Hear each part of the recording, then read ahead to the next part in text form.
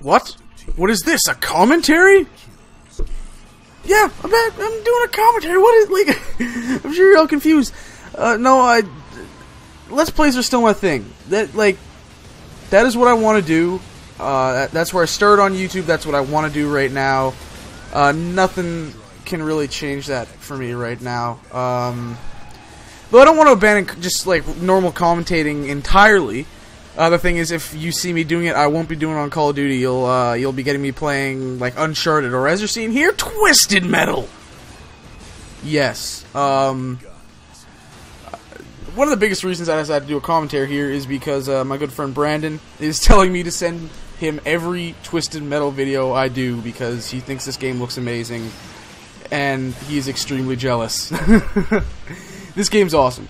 It's had its online connectivity issues more than most games do upon launch, but they're Jaffe and the guys at Sony, David Jaffe, the co-director on the game, hard at work at getting stuff fixed.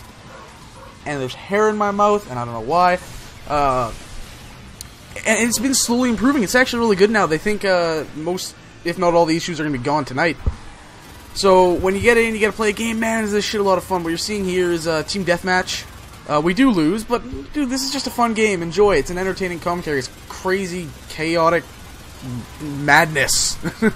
It's so much fun. The single player for this is okay. It's solid. It's not too long. Really, it's just kind of like an extended tutorial for the multiplayer with some badass live-action cutscenes. The real bulk for this game, the meat and bones, the multiplayer. Shit, this is fun, man. And like, this isn't it's different. One thing people complain about when you're talking about really any shooter other than Call of Duty, it's not, the pace isn't fast enough. They can't get into it, and that's the thing with Twisted Metal. It's kind of interesting. It's still like insanely high pace like Call of Duty is, but it does require some thinking. It requires a ton of strategy. You need to know how your car handles, because they all have different armor stats, special weapon damage, speed, all that kind of stuff. And whenever you get into the middle of things, I don't do it all the time here, but the big thing is you have to kind of go around the map, collect some weapons, build up your arsenal, and then get into the fray of things. It takes, you know, that's a little bit of a slower-ish pacing because you're not in the middle of the action, but you're still going at like fucking 100 miles an hour. It's insane. It's so much fun. The controls are great. If you want to see like my full thoughts on it, because this isn't really a first impressions video, if you want to see my full thoughts on it, I've written a review. It's on my blog. It's on the Seriously blog that I contribute to now. Check it out.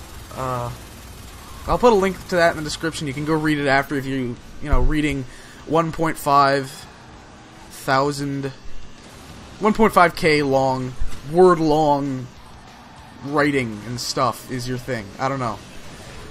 You can see I got a remote bomb was strapped to me there. I'm using the vehicle Death Warrant here, and one of the really cool things is they do have a bit of user-generated content in this game. I'm using just what you see here. I've made Death Warrant look different just using the default skin editor, the paint shop. But for creative Photoshop type people like me, we can actually go in and through the Twisted Metal website upload our own custom designs for cars. So if you go on there, I've seen like for one of the trucks in the game, a van called Vermin. Someone created. No, I'm not sure if it was Vermin or for Outlaw. Which you've seen Outlaw in my. If you're watching my Let's Play, you've seen Outlaw. It's a vehicle I use quite a bit. It's like a police Humvee type thing with a turret on top.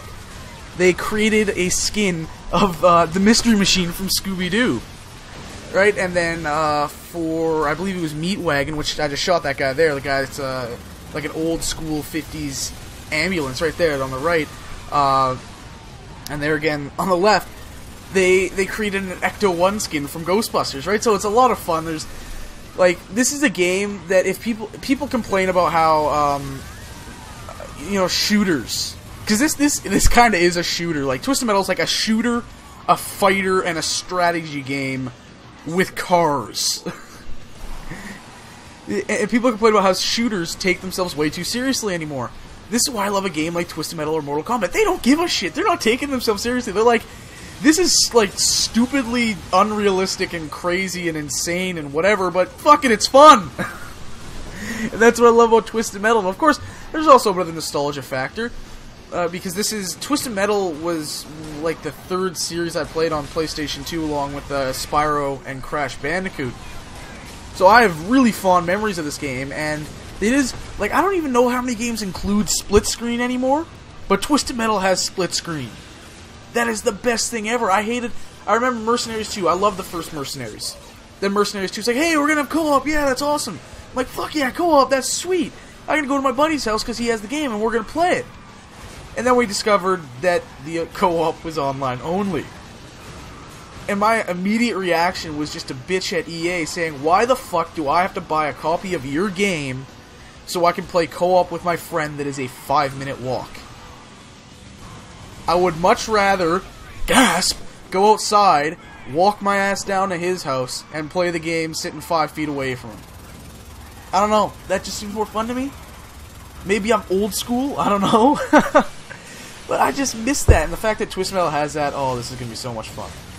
This is going to be insane. It's PlayStation exclusive, if you didn't know. Come on, it's Twisted Metal.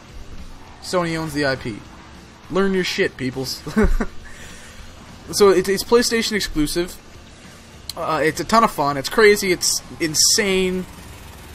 And if you're looking for a break, and the thing is, it's not super like into grinding. Like you do have to level up to unlock more weapons and sidearms and stuff like that. So but it's not really grinding in the Call of Duty sense, where it's like, oh, you want to get gold for this gun? Well, now you have to use this gun for like 8 hours and get through that stupidly absurd weapon level 31 to get gold.